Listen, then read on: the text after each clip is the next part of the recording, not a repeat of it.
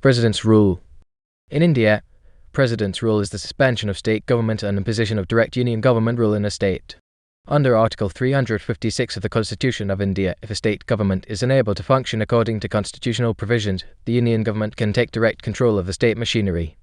Subsequently, executive authority is exercised through the centrally appointed governor, who has the authority to appoint other administrators who assist them. The administrators are usually nonpartisan retired civil servants. When a state government is functioning correctly, it is run by an elected council of ministers responsible to the state's legislative assembly Vidhan Sabha.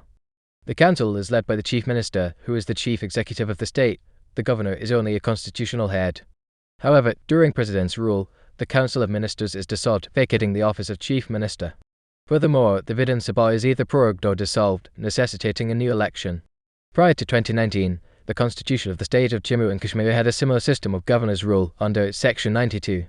The state's governor issued a proclamation after obtaining the consent of the President of India allowing governor's rule for a period of up to 6 months, after which President's rule under Article 356 of the Constitution of India can be imposed. After the revocation of Article 370, President's rule applies to Jammu and Kashmir under Section 73, since Article 356 of Constitution of India does not apply to Union Territories of Jammu and Kashmir Reorganisation Act, 2019. Following the 1994 landmark judgment in South Burma v. Union of India, the Supreme Court of India restricted arbitrary impositions of President's rule. Chhattisgarh and Telangana are the only states where the President's rule has not been imposed so far. Imposition in state. In practice, President's rule has been imposed in a state under any one of the following different circumstances. A state legislature is unable to elect a leader as chief minister for a time prescribed by the governor of the state at the will of governor.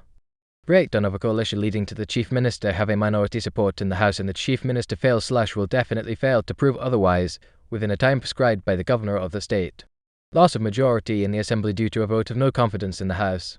Elections postponed for unavoidable reasons like war, epidemic, pandemic or natural disasters. On the report of the governor of the state, if said state's constitutional machinery or legislature fails to abide by constitutional norms. If approved by both houses, President's rule can continue for 6 months. It can be extended for a maximum of 3 years with the approval of the Parliament done every 6 months.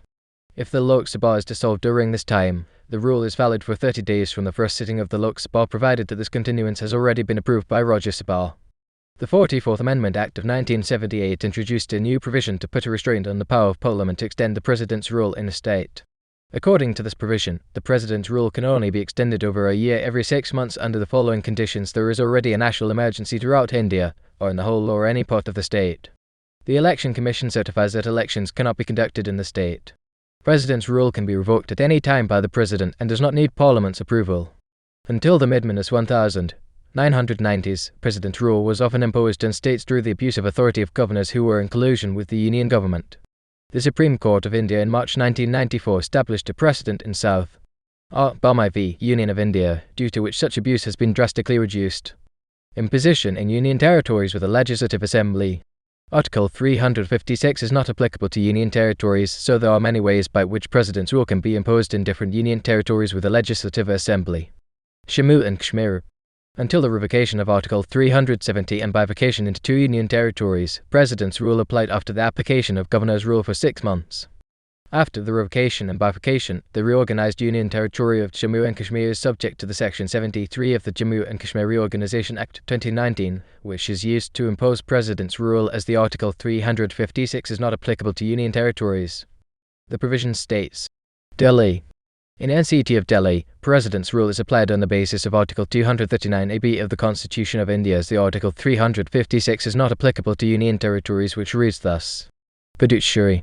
In the Union Territory of Puducherry, President's rule is applied on the basis of Article 51 of the Government of Union Territories Act, 1963, which thus reads: Criticism. Article 356 gives wide powers to the Union government to assert its authority over a state if civil unrest occurs and the state government does not have the means to end it. Though the purpose of this article is to give more powers to the Union government to preserve the unity and integrity of the nation, it has often been misused by the ruling parties of the centre, who used it as a pretext to dissolve state governments ruled by political opponents. Thus, it is seen by many as a threat to the federal state system. Since the adoption of the Indian Constitution in 1950, the Union government has used this article several times to dissolve elected state governments by imposing President's rule. The article was used for the first time in Punjab on 20 June 1951. It was also used in the state of Peshawar and East Punjab States Union Pepsi and during the Chana Samran to dismiss the democratically elected communist state government of Kerala on 31 July 1959. In the 1970s and 1980s, it was common for the Union government to dismiss state governments led by opposition parties. The Indira Gandhi regime and post-emergency Janata Party were noted for this practice. Indira Gandhi's government between 1966 and 1977 is known to have imposed President's rule 39 times in different states. Similarly, the Janata Party, which came to power after the emergency, issued President's rule in 9 states which were ruled by Congress. The practice was limited only after the Supreme Court established strict guidelines for imposing President's rule in its ruling on the South Bomai v. Union of India case in 1994. This landmark judgment has helped curtail the widespread abuse of Article 356. The judgment established strict guidelines for imposing President's rule. Subsequent pronouncements by the Supreme Court in Jharkhand and other states have further limited the scope for misuse of Article 356. Only since the early 2000s has the number of cases of imposition of President's rule has been drastically reduced. Article 356 has always been the focal point of a wider debate of the federal structure of government in Indian polity. The Sarkari Commission report on Centre-State Relations 1983 has recommended that Article 356 must be used very sparingly, in extreme cases as a measure of last resort, when all the other alternatives fail to prevent or rectify a breakdown of constitutional machinery in the state. Dr. Ambedkar also said that it would be like a dead letter, i.e., would be used rarely.